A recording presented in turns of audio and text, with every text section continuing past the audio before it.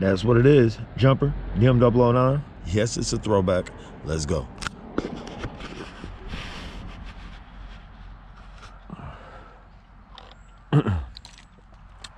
Toggle switch up here will control the lights. Should be able to see they're off. Should be on right now. The back you have a moving blue and red. The front you have a solid blue. Your front two arms are blue, your back is red. To start this, it was originally an altitude hold quadcopter. You have to raise above halfway. Should. Or down and out. There we go. It's been a minute. Looks like we got a slow motor up left. Hopefully she still flies. Yes, she will. These things were pretty durable. I actually flew one of these in the rain. I've flown them in the snow. They're absolute late bugs. It is blinking. It is the original battery, so hopefully we get some type of flight time on this. Maybe it's just blinking because the battery's unstable. It was fully charged, however. This thing's probably like a 6-year-old drone. Don't know if they're still on the market for sale. There was a smaller one that everybody originally had, which was also a 2-cell battery, which was called DM007. Its shell was black. There was advertised that there was a white one much like this. As it does get darker, you'll be able to see this thing is a glow bug. It's ideal for evening just as well as early mornings, and it is a smooth flyer. The motors are brushed. They are not brushless. They are gear to gear. And what it's demonstrating right now, the flashing, is what the LVC would originally do, but I think it's just because it's old battery. Again, I fully charged it, but maybe the electronics in this thing are sensing it to be a bit unstable. It was not puffed out or anything, but as you can see, she is flying. We'll try to get some funnelage here. This was a pretty sporty drone. Again, in its class, this was like a SEMA X5C's class, but this was running on a 2-cell battery. Tiny little, I think it was 500 or 600 milliamp an hour 2-cell battery. Ooh. Yeah, it's still flashing. And we'll try to get it to sit stable. There's really no wind here, so let's trim it.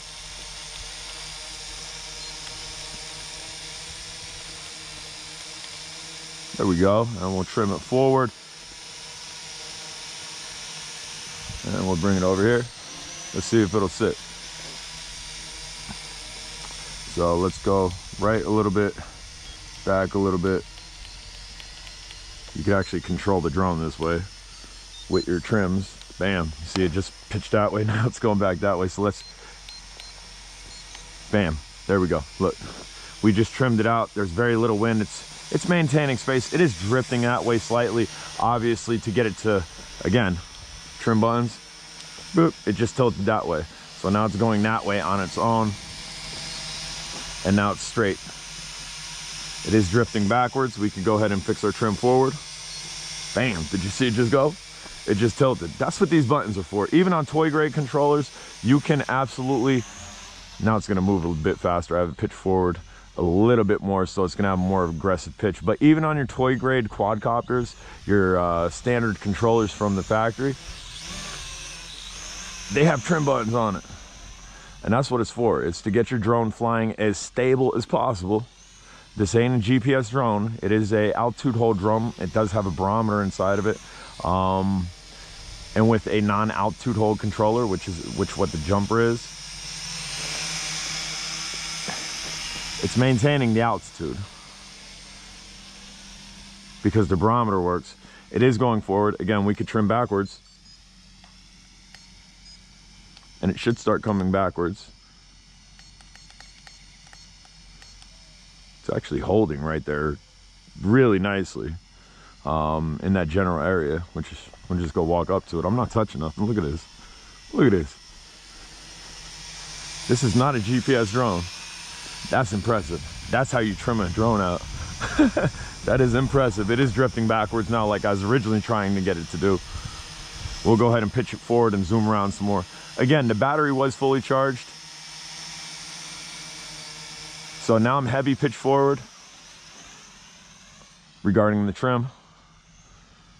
Be a little learning video for y'all how to trim a drone out. Also little DM009 action after how many years. I have a bunch of videos with this drone. I'm not sure if I have a playlist. Maybe I'll throw a playlist together because I know I've flown it that much. At one point I had, I think 2 pallets of these. I might still have 2 cases of them still. Woo! And this thing gets great range on the original controller, and with the jumper, you already know. And if you don't, go look at my videos. Go look at my videos. We've sent some super toy grade quadcopters out super far. Go ahead and try to get her in for the camera here. I do have it pitched forward, even though it's not coming forward. It is sitting, look at that. It is drifting backwards, so let's go ahead and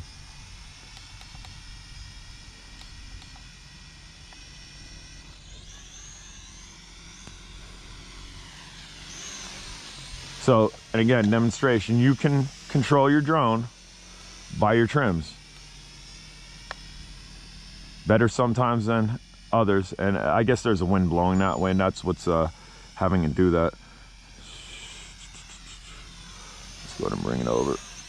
Yeah, so this battery is definitely still good. It could be something internally with the drone itself. I'm actually getting beeped at. I don't know if I set a timer on this or something that's beeping at me. Excellent drone, man. Yeah, my controller's beeping at me. Hold on. Let's see. 7.72 volts. There is a timer going, so I guess that's what it's beeping. If you were flying FPV and you had an exact time on your drone that you knew it could be in the air, especially the type of flight style that you flew, if you're flying aggressive or if you're just chill flying, you can set this so it has an alarm for that, and then boom, you can bring it back if you did not have like OSD on it.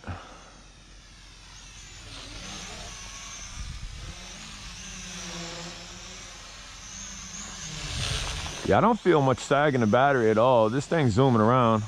You get a great flight time off of it.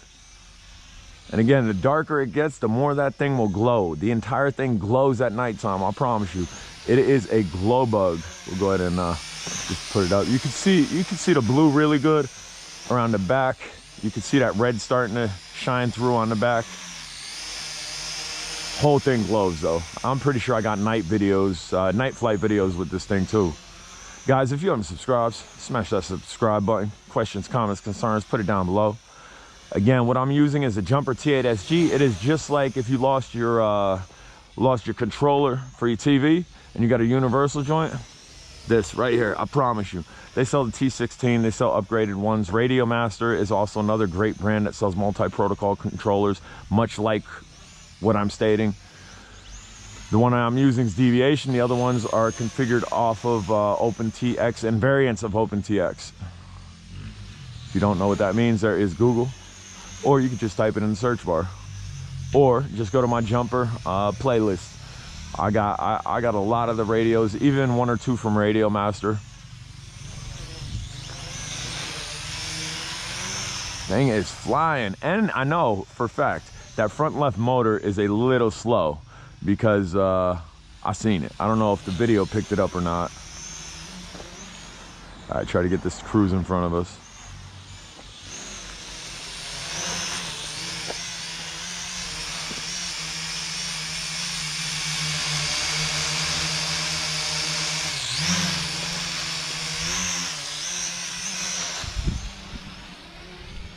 This is for the fun of flying.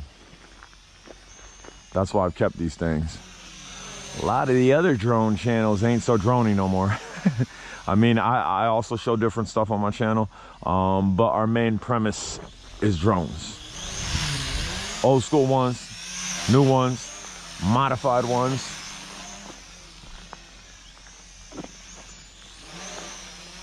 My controller's still beeping at me. Yeah, so the other 2 trim looking buttons on the left hand side, those, bam, now we are down. So we're gonna set it down. How you like that? Upside down. So again, that was hard to determine, because what it's doing right now is what the LVC is, and it was doing that the entire time. Could be something internally in the drone. It's an old drone, or it could just be the battery acting up a little bit. Guys, hit that subscribe button. Questions, comments, concerns, put it down below. I get at you.